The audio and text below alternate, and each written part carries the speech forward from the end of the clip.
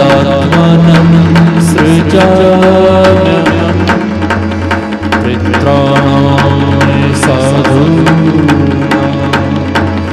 विनाशाय च दुष्कृतां धर्म संस्थान अपनाता है संभवामि युगे युगे।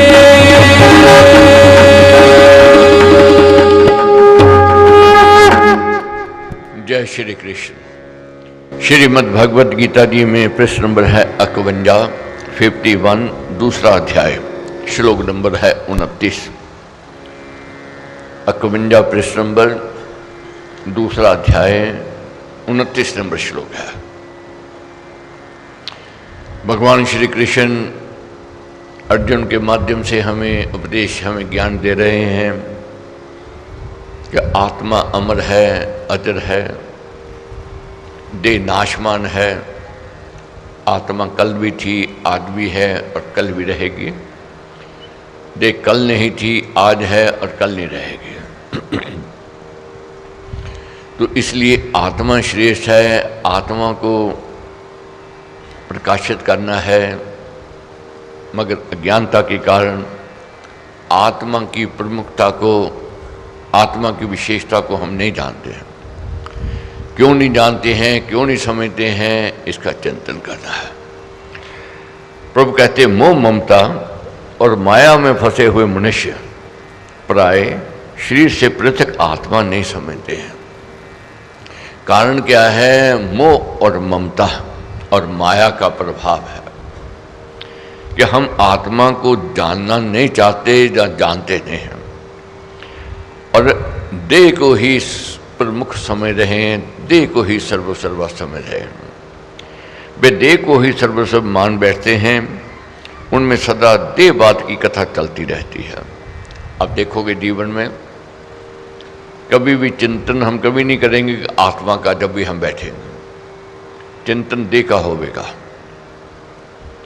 मगर आत्मा अमर है, अजर है, उसको भूल जाते हैं। आत्मा ही शरीर को चलाने वाली है, उसको भूल जाते हैं। कितना उत्तम शरीर क्यों ना हो, अगर उसके अंदर, उसके भीतर चेतन नहीं है, आत्मा नहीं है, वह शरीर पत्थर समान है। तो आत्मा श्रेष्ठ कही गई है। ऐसा विवेकी कोई ही होता है जो इस आत्मा को आश्चर्य रूप जानता है। ऐसे ही दूसरा भी कोई भी इस आत्मा को आश्चर्य रूप वर्णन करता है।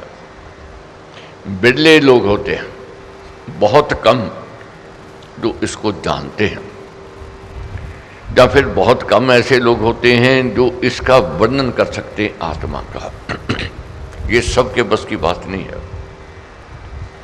कंकर जगह जगह मिलेंगे, मगर हीरे कहीं कहीं मिलेंगे।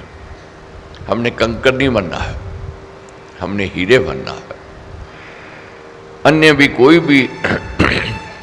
कोई ही होता है जो इस आत्मा को आश्चर्य रूप सुनता है, और कोई ऐसा मंदभाग्य भी होता है जो इसको सुनकर भी नहीं जानता है। क्या कहते हैं प्रभु? ऐसा होता है कि जो आत्मा को आश्चर्य रूप सुनता है, और ऐसा भी है सुन करके भी मानने को तैयार नहीं। ये मंदभाग्य की बात है। तो इसलिए हमने मंदभाग्य की ओर नहीं बढ़ना है। बहुत बड़भागी हैं, ज्ञान जग में सम्मिलित होने का अवसर मिला।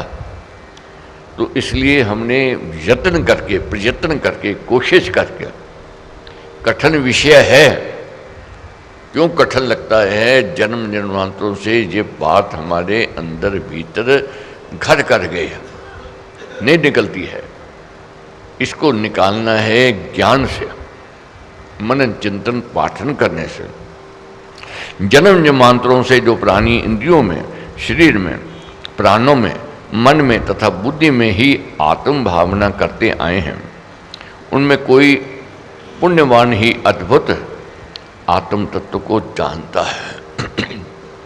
ऐसा जो आत्म तत्व को जानने वाला है वह क्या है? पुण्यवान का है। और वह उत्तम पुरुष भी बिरला ही होता है जो श्रोताओं के सम्मुख आत्माओं के अद्भुत रूप का वर्णन करता है। सत्संग में आश्चर्य रूप आत्मा का वर्णन सुनना भी किसी पुण्यकर्मी का ही काम है। सत्संग में क्या कहते हैं कि आत्मा का वर्णन सुनना भी ये सबके पास की बात नहीं है। जिसके बहुत पुण्य कर्म जागृत हो गए वही बैठ सकता है, वही आ सकता है, वही सुन सकता है और वही सुना सकता है। इसलिए अपने आप को बड़भागी समझना है, पुण्यकर्मी समझना है। हे अर्जुन, ये देहधारी आत्मा सब देह में, सब शरीरों में नित्य अवध्य है। ये किसी भी शरीर में रहता हुआ किसी से मारे नहीं मरता। इसलिए सब जीवों का की भी चिंता करना तुझे उचित नहीं है। अब दिन रात हमें सोच यही रहती है, हमें कोई मार ना देवे, हाय मौत ना आ जाए। मगर पढ़ते हैं, सुनते हैं बार बार, मगर अभी विश्वास नहीं करते हैं, भरोसा नहीं करते। प्रभु कहते हैं किसी के मारे ये मर नहीं सकता है। इस बात को हमने अपने भीतर जगाना है कि यश अपयश, हानि लाभ और जन्म और मरण ये हमारे हाथ में नहीं है। हम सोचते हैं कि अपना भाग्य हम खुद बना लेंगे, नहीं हो सकता। भाग्य कौन बना सकता है? कौन बनाने वाला है? वह है विधाता। तो हमारे वश में क्या है? सोच करो क्या पुण्य कमाया, कितना जीवन काल बताया। सोच करो क्या पाप कमाया, कितना जीवन काल कमाया। वह हमारे बस की बात यही है। हम अपने कर्म साध सकते हैं। कर्म सद जामेंगे तो भाग्य बदलने वाला वह भाग्य बदलता है, वह है विधाता। हे अर्जुन, ये देहधारी आत्मा सब देह में, सब शरीरों में नित्य अवध्य है। वह किसी भी शरीर में रहता हुआ किसी से मारे नहीं मरता। इसलिए सब जीवों की भी चिंता करना तुझे उचित नहीं है। यहाँ उपस्थित दोनों दलों के मनुष्यों का आत्मा ही क्या, शरीरधारी मात्र का आत्मा अमृत है और सदा अविनाशी है। इस प्रकार आत्मा की अमर सत्ता को देह से भिन्न दर्शाकर और कर्तव्य कर्म में मोह ममता में पड़कर शोक करना अनुचित बताकर महाराज ने अर्जुन को क्षत्रिय धर्म की दृष्टि से कहा। अब सब बात समझा दी, कह दिया, ज्ञान दिया, बार बार समझाया। अब प्रभु क्या कहते हैं? ठीक है, तेरे को समझाया, समझ आ गई, ठीक है। नहीं तो दूसरी बात भी तो सुन, तू क्षत्रिय है, तेरा क्षत्रिय धर्म है। सर्वधर्म को अपने क्षत्रिय कर्तव्य को देखकर भी तुझे कांपना उचित नहीं है। रक्षा का कर्तव्य धारण करने वाले क्षत्रिय को अधीर हो जाना, बह खाकर भागना, कांपना और शोक करना अनुचित है। क्षत्रिय का धर्म क्या है? अगर युद्ध की घोषणा हो गई है, वीर गति को जाता है, प्राप्त करता है, तो वह सम्मानित होता है और शत्रु को मार के आता है, सम्मानित होता है। मगर डर के मारे भय के आ जाए, अपमानित भी होता है और दंडित भी होता है। उसकी साख नहीं रहती, इज्जत नहीं रहती है और उसको सजा भी मिलती है। इसलिए तो क्षत्रिय है, तेरा धर्म क्या है? उस धर्म को तू याद कर, उस धर्म पर तेरे को चलना चाहिए। निश्चय से धार्मिक युद्ध से भिन्न दूसरा कोई भी कर्म क्षत्रिय के लिए कल्याणकारी नहीं है। शूरवीर क्षत्रियों का कल्याण धर्म में युद्ध से ही हो जाता है। धर्म में युद्ध वही है। ये प्रसंग बहुत सुनने वाला है, समझने वाला है, पढ़ने वाला है। अक्सर हम लोग कह देते हैं जी हमारा अधिकार है, गीता में हमने पढ़ा है, हमने सुना है। भगवान श्री कृष्ण ने कहा था अर्जुन को अपना अधिकार लो, अपना अधिकार छोड़ना नहीं चाहिए। अब क्या है अधिकार? अब कैसे युद्ध के लिए कहा है भगवान ने, ये समझना है, जानना है। प्रभु क्या कहते हैं? क्षत्रिय के लिए अपना धर्म है क्या? अगर युद्ध की घोषणा हो गई, लड़ाई की घोषणा हो गई, तेरे को लड़ना है, तेरे को भिड़ना है। अब क्या कहते हैं प्रभु? अगर तू अपने धर्म पर पूरा उतरता है, अपने कर्तव्य का पालन करता है, तू वही गति को प्राप्त करेगा जिसके लिए तप तपस्या साधना करने वाले गति को प्राप्त करते हैं, तो मोक्ष की ओर जावेगा, मुक्ति की ओर जावेगा। क्यों जावेगा? तू अपने धर्म को, अपने कर्तव्य का पालन कर रहा है। धर्म में युद्ध वही है, अब समझना है धर्म में युद्ध किसको कहते हैं। वही है जो पर पक्ष से, अन्याय से, जो दूसरे पक्ष से उन्होंने हम पर अन्याय किया हो, अत्याचार किया हो, अत्याचार से, और अपने आप गले आ पड़ा हो, हमने छेड़खानी ना की हो। बहुत बार ऐसा होता है कि हम छेड़खानी कर दें और दूसरे पक्ष को उत्तेजित करें, वह तो झगड़ा होवेगा ही होवेगा। छेड़खानी नहीं की हमने उकसाया नहीं उसको, और अपने आप पड़ा है, गले पड़ गया, तो ये धर्म में जुटा है। और क्या है? दूसरे पक्ष ने अन्याय किया हो, अत्याचार किया हो, ये धर्म में युद्ध है।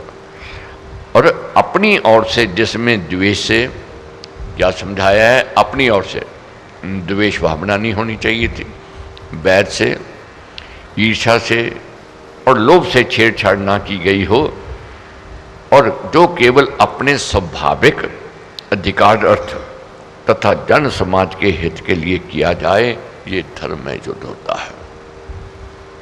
धर्म में युद्ध क्या है?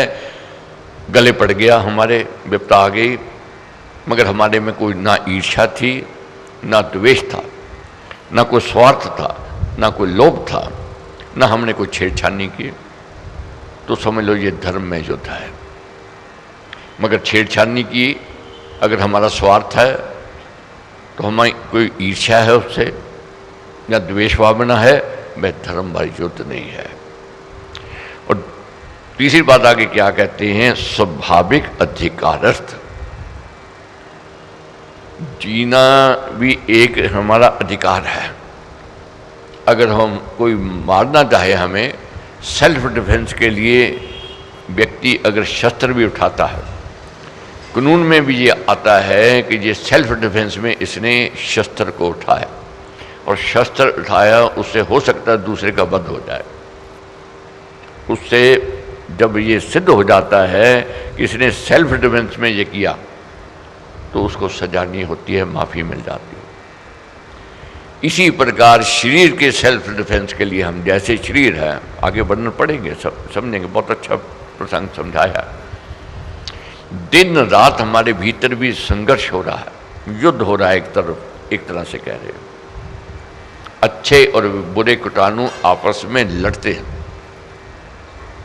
और कभी बुरे कीटाणु प्रबल हो जाते हैं और कभी अच्छे प्रबल हो जाते हैं। बुरे प्रबल हो जाते हैं तो रोगी हो जाते हैं, अच्छे हो जाते हैं प्रबल तो हम स्वस्थ हो जाते हैं। कैसे समझाया?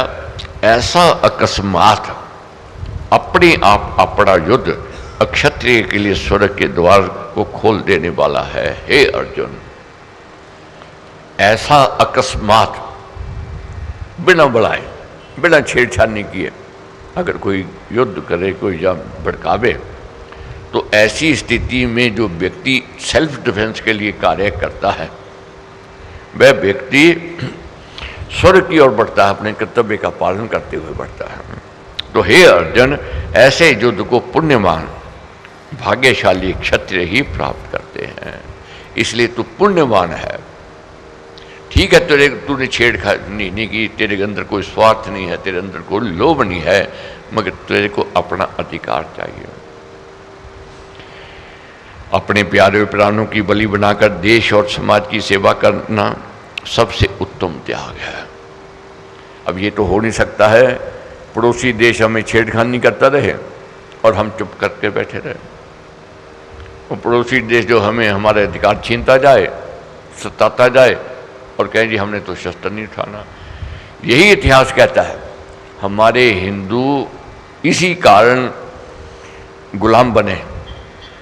किस कारण गुलाम बने? कि हमने शस्त्र नहीं उठाना है, हमारे मारने से वे मर जाएगा और हमें पाप दोष लगेगा।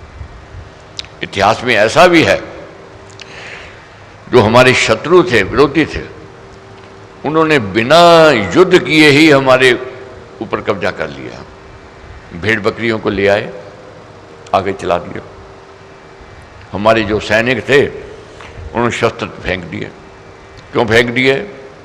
कि ये में हम शस्त्र चलावेंगे तो भेड़ बकरियां मारी जाएंगी, ये पाप होगा, हम पाप के क्यों भागीदार बने।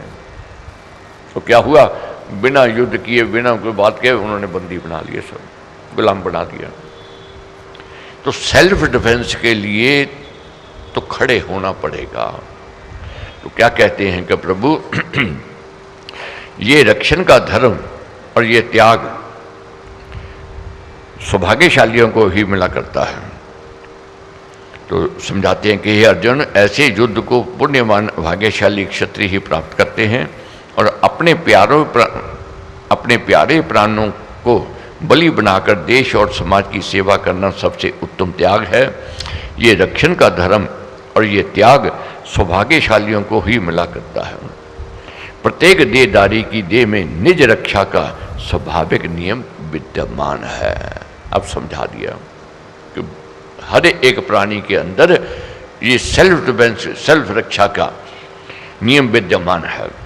नाना रोगों के विषैले जंतुओं को नसों नाड़ियों में दौड़ने वाले विशेष रक्ताणु के अंदर रात दिन निरंतर हनन करते रहते हैं।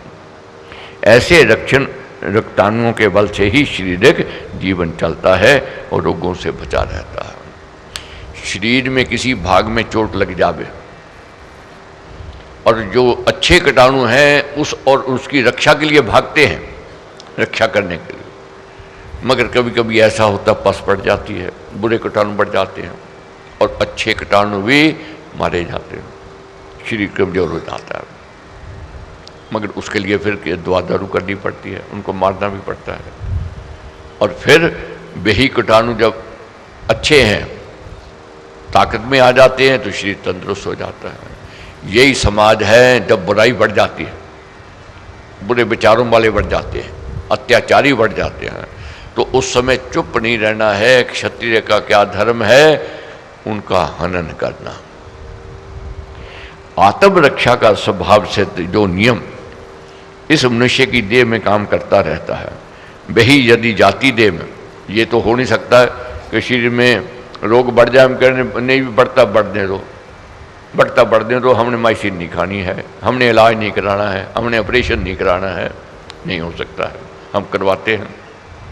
प्रभु कहते हैं अगर ऐसा ही नियम, क्या कहते हैं, जाति की देह में क्षत्रिय रूप में काम करे तो जाति का जीवन बचा रहता है, जन समाज सुरक्षित हो जाया करता है। ऐसे ही स्वभाव सिद्ध नियम के अनुसार ही क्षत्रिय धर्म की धार्मिकता कही गई है। महाराज ने कहा ऐसे जानती हो भी, अब यदि तू इस धर्म में संग्राम को नहीं करेगा, अपने धर्म को, कर्तव्य पालन को, अपनी कीर्ति को त्याग कर केवल पाप ही को पाएगा। इससे तू अपने धर्म और यश को छोड़कर पतित हो जाएगा। जिस कर्म से मनुष्य के बुद्धि बल का, विवेक विचार का, अक्षत्रिय सामर्थ्य का, आत्मा का, जाति बंधु का, कर्तव्य और समाज का पतन हो जाए, वह कर्म पाप है। अगर अब तू आंखें मूंद लेता है, अब तू युद्ध से पीछे भागता है, अब अत्याचारी प्रबल हो रहे हैं, तो तू समझ ले पाप कर रहा है। अब तेरा काम क्या है, तेरा धर्म क्या है? इन शत्रुओं को हनन करना है। और सदा रहने वाली तेरी अपकीर्ति को लोग वर्णन करते रहेंगे। सम्मानित मनुष्य का अपयश उसके लिए मरने से भी बढ़कर दुखदायक हो जाता है। अब ऐसी स्थिति में अगर तू युद्ध क्षेत्र से, रणभूमि से भागता है, तो लोग तेरे को कायर कहेंगे, तेरे को अपमानित करेंगे, और अपमान मरने से भी बदतर होता है। इज्जत जो होती है, साख जो होती है गृहस्थी की, यही दौलत होती है। अगर इज्जत नहीं है, साख नहीं है, मान नहीं है, सम्मान नहीं है, तो क्या है उसका जीना? कोई जीना नहीं है। धर्म में अपयश को लोक में माने हुए क्षत्रिय मरने से भी बहुत बुरा मानते हैं। बड़े सेनापति तो तुझे भय से, रण से हटा हुआ मानेंगे, वह ये नहीं मानेंगे कि तू बंधु प्रेम और दया के कारण संग्राम से हट गया है। कोई ये नहीं कहेगा कि तू, तेरे अंदर बंधु प्रेम आ गया था, या तेरे अंदर दया भाव आ गई। लोग तो यही कहेंगे तेरे भीतर कायरता आ गई थी। जिनमें तू सम्मान पा चुका है उनकी दृष्टि में हल्का हो जाएगा, वे तुझे तृण तुल्य तुच्छ मानने लग जाएंगे। तो तेरा अपमान होवेगा, तेरा अनादर होवेगा और तेरे को लोग तृण तुल्य और तुच्छ मानने लग जाएंगे, ऐसा प्रभु कहते हैं। कठिन से कठिन सब्जेक्ट होता है, बच्चे उसको बार बार पढ़ते हैं और बच्चों को हम बार बार प्रेरणा भी देते हैं, उत्साहित भी करते हैं कि तेरे को अपने भाग्य के लिए, अपने भविष्य के लिए पढ़ना चाहिए। मगर बच्चों को तो उपदेश देते हैं, मगर अपने आप को उपदेश देना हम भूल जाते हैं।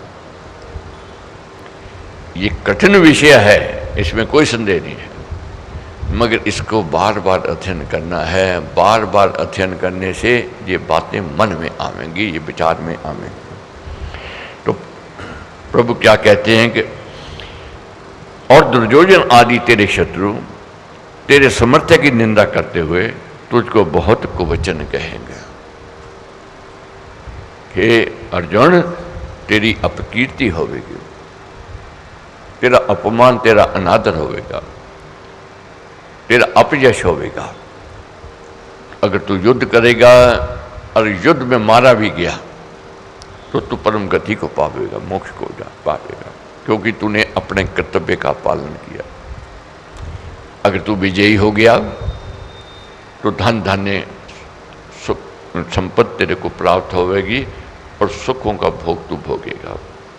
तो प्रभु क्या कहते हैं, अगर तू अब भागता है, तेरे जो विरोधी हैं, तेरे जो शत्रु हैं और दुर्योधन आदि तेरे शत्रु तेरे समर्थ्य की निंदा करते हुए तुझको बहुत कुवचन कहेंगे, तेरे लिए इससे बढ़कर दुख क्या होगा।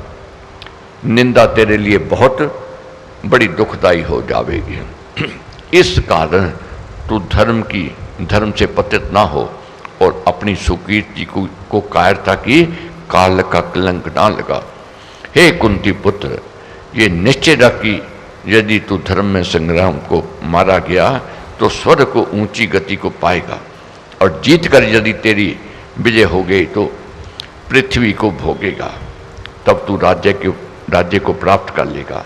इस कारण युद्ध के लिए निश्चय करके तू खड़ा हो जा।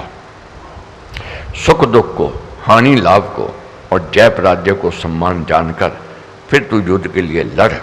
इस प्रकार सम एक रस मानस दृष्टि हो जाने से तू पाप को नहीं प्राप्त करेगा। अपना कर्तव्य कर्म कर, ड्यूटी करते हुए अगर पाप भी होता है, जैसे किसान हल चलाता है और चूहे की बिल है, सर्व की बिल है और जीव मारे जाते हैं, किसान कहे मैं पाप क्यों करूं और वह धंधा छोड़ दे, वह अधर्म है। जानबूझ करके नहीं मारे, जैसे अपना मकान बनाने लगते हैं, वहाँ के चींटियाँ भी होती हैं, कीड़े मकोड़े भी होते हैं, चूहे की बिल भी है, तो ऐसे जीव जंतु भी होते हैं, तो उनको उखाड़ मारते हैं, तो उनका घर तहस नहस होते हैं। अब सोच आ गई कि भाई हम उनका घर क्यों उजाड़ें। जैसे चींटियों को हम लोग तिल चावल डालने जाते हैं और क्या है, इसको क्या मानते हैं कि इतनी आत्मा को हमने प्रसन्न कर दिया, तिल चावल डाले, मगर अपने घर में चींटियां आ जाए, उनको रहने देते हैं। अपने बिस्तर पर चींटियां चढ़ जाएं, रहने देवेंगे? उस समय फिर छिड़कते हैं, उनको मारने का यत्न करते हैं, उनको भगाने का यत्न करते हैं। क्यों? सेल्फ डिफेंस के लिए। मच्छर को मारते हैं किसके लिए? सेल्फ डिफेंस के लिए, क्योंकि ये डंक मारेगा, मलेरिया बुखार करेगा, ये मौत का कारण भी बन सकता है, डेंगू भी हो सकता है। सेल्फ डिफेंस है। गाड़ी चलाते हैं, नीचे कीड़े मकोड़े मरते हैं, चलते हैं, पैरों के नीचे कीड़े मकोड़े मारे जाते हैं, ये तो फिर जीव हत्या हुई। मगर अपने जानबूझ करके उनको मारना ये पाप है, ये धर्म है। मगर अपने कर्तव्य कर्म करते हुए अगर पाप दोष भी हो जाए, उसका पाप नहीं लगता है। इसलिए हे अर्जुन, तू अपने कर्तव्य कर्म को करने जा रहा है, तो इस कर्म में पाप को मत देख, अपने कर्तव्य को तेरे को देखना चाहिए। हे कुंती पुत्र, ये निश्चय रख कि यदि तू धर्म में संग्राम को मारा गया तो स्वर्ग को ऊंची गति को पाएगा, और जीत कर यदि तेरी विजय हो गई तो पृथ्वी को तू भोगेगा, तब तू राज्य को प्राप्त कर लेगा। इस कारण युद्ध के लिए निश्चय करके तू खड़ा हो जा। सुख दुख को, हानि लाभ को, जय पराजय को और समान जानकर फिर तू युद्ध के लिए लड़। इस प्रकार सम एक रस मानस दृष्टि हो जाने से तू पाप को नहीं प्राप्त करेगा। निर्वांत जल तथा दीपक की ज्योति की भांति जो जन सुख दुख हानि लाभ जीत हार में सम है, डामाडोल नहीं होता और अपने कर्तव्य कर्म में दृढ़चित्त बना रहता है, वह पाप और दोष से लिप्त नहीं होता। पाप तो राग द्वेष रूप मानस विकारों की विषमता से के कर्म करने पर ही लगा रहता है। पाप दोष कब लगता है? जहाँ राग हो गए, द्वेष हो, स्वार्थ हो गए, तब होता है। अब दोष किस में नहीं है? अग्नि में भी दोष है, जल में भी दोष है, पृथ्वी में भी दोष है, वायु में भी दोष है, मगर उनको हम देव कहते हैं। क्यों देव कहते हैं? वह पक्षपात नहीं करते हैं। सूर्य गरीब को भी वही रोशनी प्रकाश देता है, तेज देता है, गरीब को भी वही देता है। जल जो है गरीब को भी देता है प्यास बुझाने के लिए और अमीर को भी देता है, मगर जब बाढ़ आती है वह ना गरीब देखता है ना अमीर देखता है, तबाही मचाती है। अगर दोष देखने लगे, जैसे कल की घटना देखो, बरसात के कारण गांव का गांव ही धंस गया। अब फिर तो दोष परमेश्वर पर होना चाहिए, पाप तो उसको लगना चाहिए ये क्यों किया उसने। मगर जो बरसात है, जल देवता है, वायु देवता है, अग्नि देवता है। अब अग्नि को देव कहते हैं, वही आग लगा दे, सारा घर तहस नहस कर दे, सारे भवन को जला दे, तो उसमें दोष देखे। मगर वह अपने ड्यूटी कर रहा है, अपने कर्तव्य का पालन कर रहा है, और वह पक्षपाती नहीं है, उसके भीतर कोई स्वार्थ नहीं है। तो प्रभु कहते हैं जो व्यक्ति स्वार्थ रहित होकर के कर्तव्य कर्म कर रहा है वह पाप दोष से लिप्त नहीं होता है। लोभ और वैर भाव आदि विकार आत्मा की समता भंग करते हैं और विकार प्रकृति के रजोगुण तथा तम गुण में गिने गए हैं। प्रकृति के गुणों से रहित आत्मा तो स्वच्छ स्फटिक के समान है। जैसे स्फटिक के समीप जिस रंग के पुष्पों की अंजलि रखी जाए उसमें वही दिखने लग जाती है, इस प्रकार आत्मा का प्रकृति के जिस गुण के साथ संबंध हो वही गुण उसमें बसने लग जाता है। एक हीरा मणि देखोगे, जैसा उसके लाइट उसके आगे करो उसी में वैसा रूप रंग दिखाई देना लग जाता है। आत्मा शुद्ध है, स्वच्छ है, इसको जैसा संग करवा दो वैसा रूप दिखाई देने लग जाता है। तो इसलिए आत्मा को गुणी के पास लेकर के जाना है, विवेकी के पास लेकर के जाना है, इसको और प्रकाशित करना है। इस प्रकार आत्मा की प्रकृति से जिस गुण के साथ संबंध हो वही गुण उसमें बसने लग जाता है। मनोवृत्ति उसी का आकार धारण कर लेती है। इसलिए जो मनुष्य सम रहकर केवल कर्तव्य कर्म करता है, वैर आदि की माया से ऊपर आत्मा से स्थिर होता है, उस अवस्था में उसको पाप स्पर्श नहीं करता है।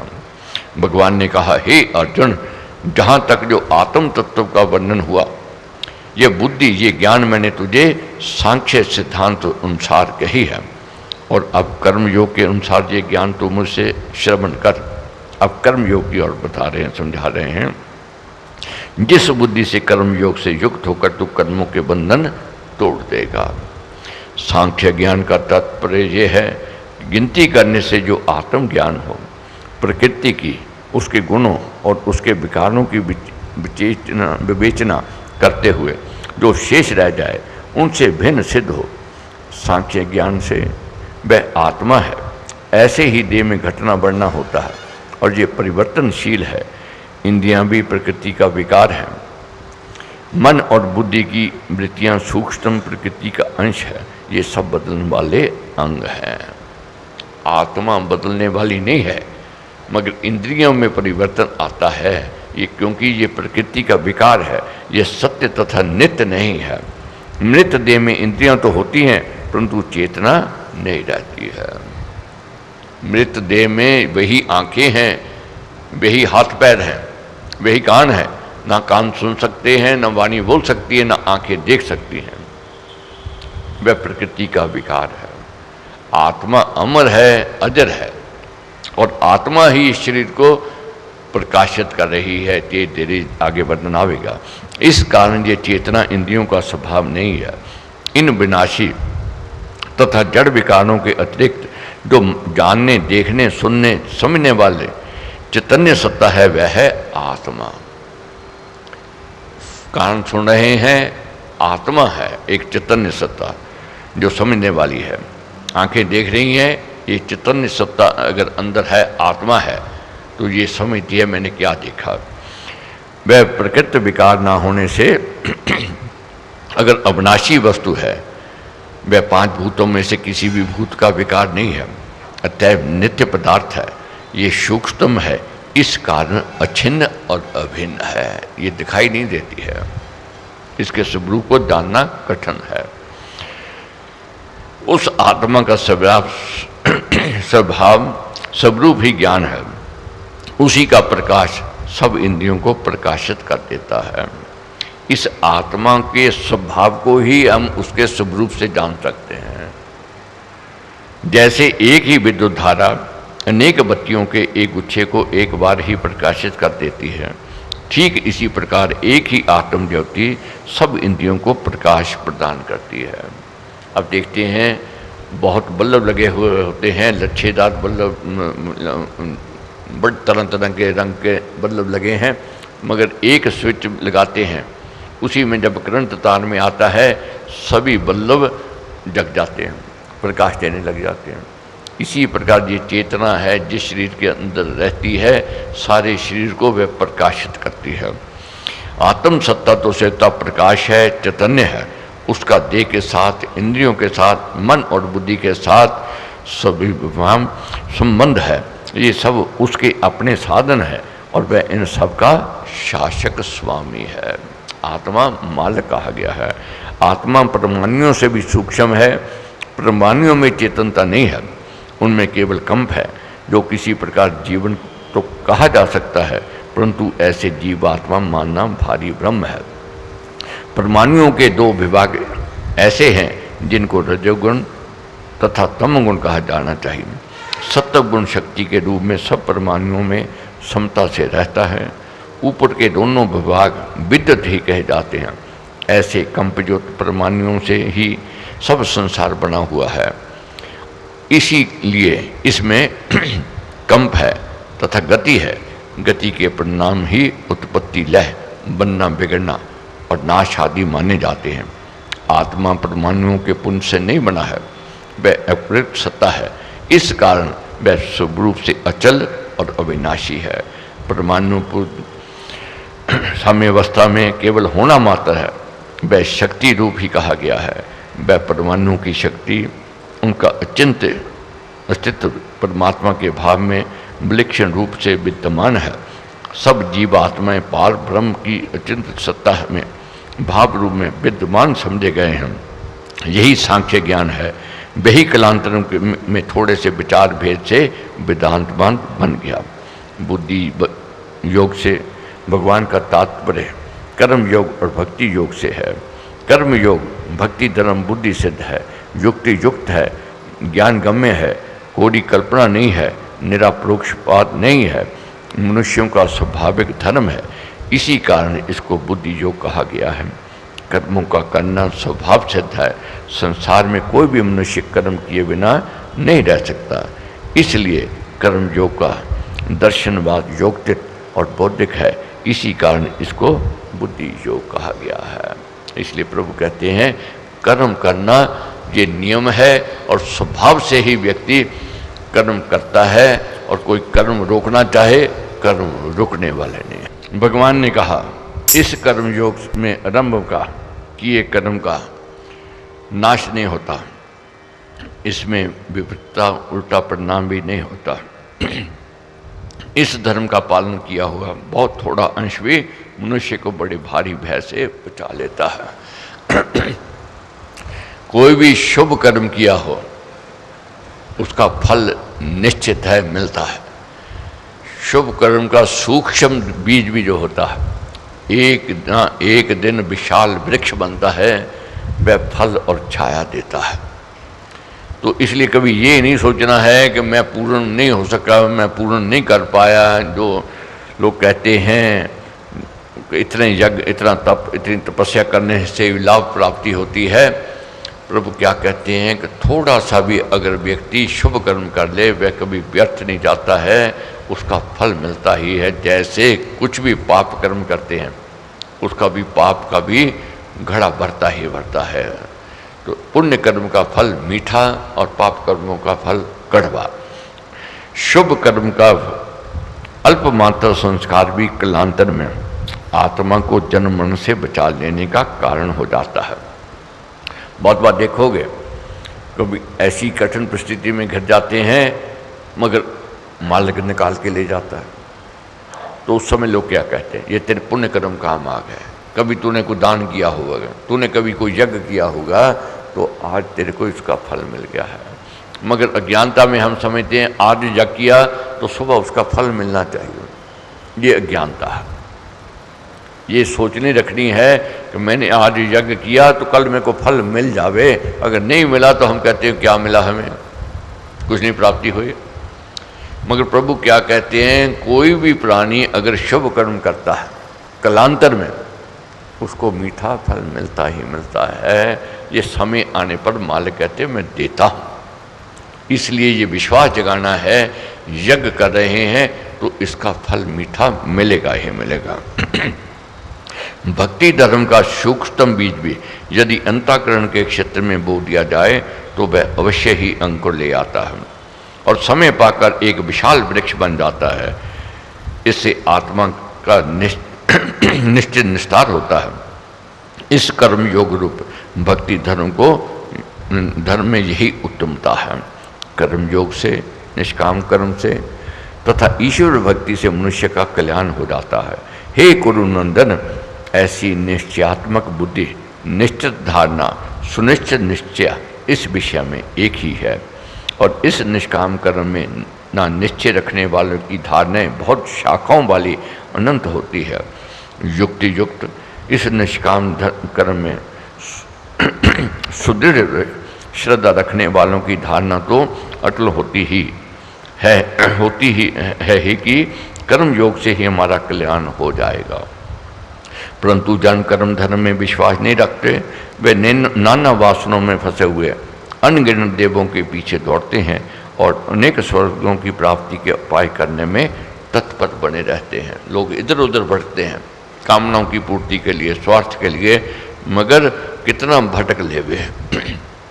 अगर बैंक में बैलेंस ही नहीं है तो कितनी अप्रोच करा लो, कहाँ से पैसा निकलेगा। अगर बैंक में पैसा है तो अप्रोच कराने की जरूरत नहीं है, वह हमारा अधिकार है, मिल जाएगा, इसको कोई रोक नहीं सकता है। अगर हमारे पुण्य कर्म है तो उसका फल मीठा है, वह मिलेगा ही मिलेगा, इसको कोई रोक नहीं सकता है। ऐसे शंकाशील अन्य कुछ नहीं है ऐसा कहने वाले, भोग विलास की कामनाओं वाले, स्वर्गों की प्राप्ति में तत्पर, वेदवाद में उलझे हुए पंडित लोग, जो इस जन्म मरण के फल को देने वाली भोग ऐश्वर्य की प्राप्ति के लिए किए जाने वाले कर्म कांड विशेष से बहुत भरी हुई, खिली हुई लच्छेदार वाणी को बोलते हैं। स्वर्ग सुखों के विचित्र वर्णन मनोहर भाषा में करते हैं। उन भोग ऐश्वर्य में असक्त और उस लुभावनी भाषा से नष्ट चित्त वाले जन्मों की बुद्धि निश्चयात्मक नहीं होती और ना ही उनके मन और उनकी बुद्धि समाधि स्थिर होती है। वेदवाद से जहाँ तात्पर्य उस कर्मकांड से है जो बड़े आडंबर से स्वर्ग के भोग ऐश्वर्य के लिए किया जाना वर्णन किया जाता है। यद्यपि ऐसे वर्णन बड़े सुंदर हैं, चित्त आकर्षक हैं, प्रलोभन युक्त हैं, परंतु निष्काम कर्म योग के विपरीत है, केवल अर्थवाद मात्र है, मन को चंचल ही बनाते हैं, उनसे मनुष्य की संसारिक वासनाएं ही बढ़ती हैं। इस कारण उनमें सार नहीं है। ऊपर के तीनों श्लोकों का लक्ष्य विनय योग युक्त सकाम यज्ञबाद है। ऐसे स्वर्ग के सुखों की कामना करने वाले सकाम कर्मियों का निश्चय निश्चल नहीं होता। ईश्वर भक्ति में उनकी दृढ़ श्रद्धा नहीं होती है। संक्षेप में एक ही बात कह दी है। लच्छेदार बातें करने वाले बहुत मिलेंगे, इधर उधर की बातें सुनाने वाले बहुत मिलेंगे। बस सबसे उत्तम है कर्म योग। अपनी ड्यूटी, अपना कर्म करो। अगर कर्म करता है वह पुण्य का भागीदार बनता है। मालिक ने हमें इस संसार में भेजा है, इसलिए नहीं भेजा है कि आलस या प्रमाद या कुकर्म में लगे। उसने भेजा है ड्यूटी दे करके अपने कर्तव्य का पालन करना ही उसका पूजन है, वही उसकी भक्ति है।